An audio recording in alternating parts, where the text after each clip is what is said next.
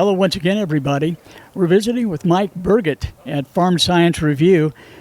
Mike, one of the things that we visited with in the past, and let me say first, thank you for your service. Thank you. With the information that I've gleaned from our conversation, you're still giving. And so thank you for what you've done and for what you're doing, and Godspeed. Thank you, sir. Yes, 34 years in the Ohio Army National Guard. The military's been great for me. Okay. Well, I was not in the service, but I will anchor those words of what the service does for everyone here in the Buckeye State, throughout the country, and throughout the world.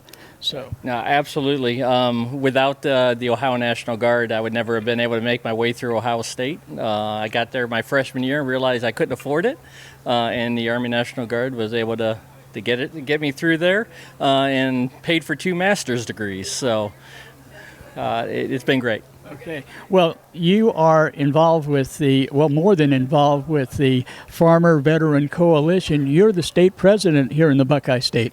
Correct. Last November, I took over as the president of the Ohio chapter of the Farmer Veteran Coalition from Lou Driver, our past president, who you interviewed last year. But the FVC, it's a 58,000 member nationwide organization working to transition veterans into farming through mentorship. And here in Ohio, we put on 12 webinars and 6 in-person work sessions a year for transitioning members and currently farmers. We provide a $3,000 to $5,000 Kickstart grant to help people get along. And that's kind of how I started with my beef cattle. I got a $3,000 grant 8 years ago, and I'm on my 7th set of calves. Well, you mentioned the word transitioning. Does that mean that you're still involved in that? So yeah, I'm actually still serving in the Ohio Army National Guard. I'm a slow learner. I haven't made that transition yet, so I still serving. I just came back from my 5th deployment overseas last spring.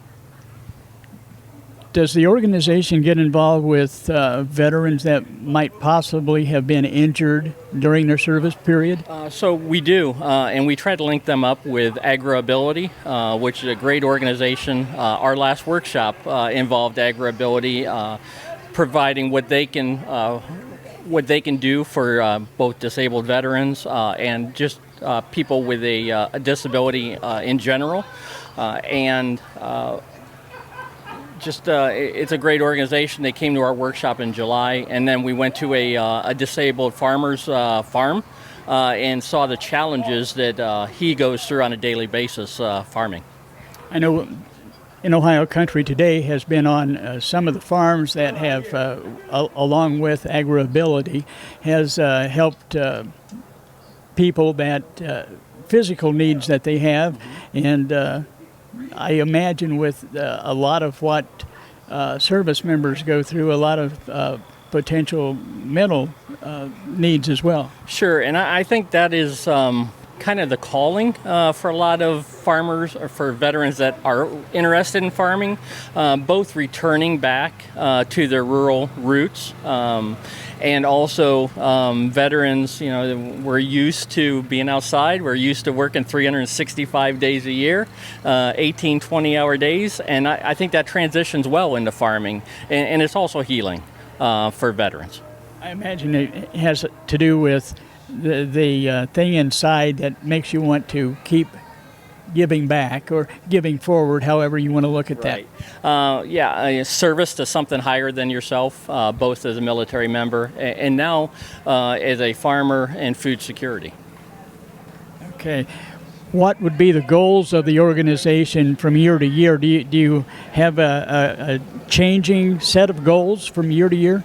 So yes, this year we really focused on business planning. A lot of people come out of the service and want to be farmers with no plan.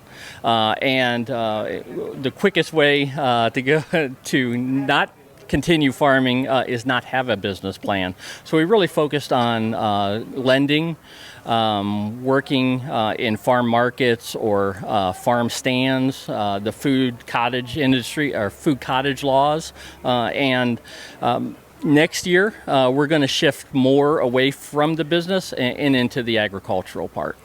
Okay, now, you mentioned early on in our interview of how your cattle operation has progressed, but you weren't as detail-oriented as I'd like you to bring that out. What did you start with, and what do you have now? So I started out with 15 acres. That was my family farm, been our farm for over 100 years. I grew up on a dairy farm and thought when I graduated high school I would never come back to the farm. And then 24 years later, was able, after 2 back-to-back deployments to the Middle East, was able to save enough money and build, we thought was going to be a horse farm. My wife was into horses, and gradually we started out with 8 chickens, and now we're at 98 acres.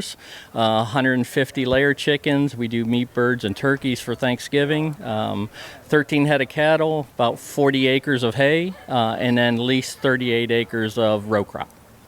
Okay, well, I guess you're one of the people that people getting into the program and the association needs to talk to if they want to stay in farming. Absolutely. I'm a huge advocate of this program.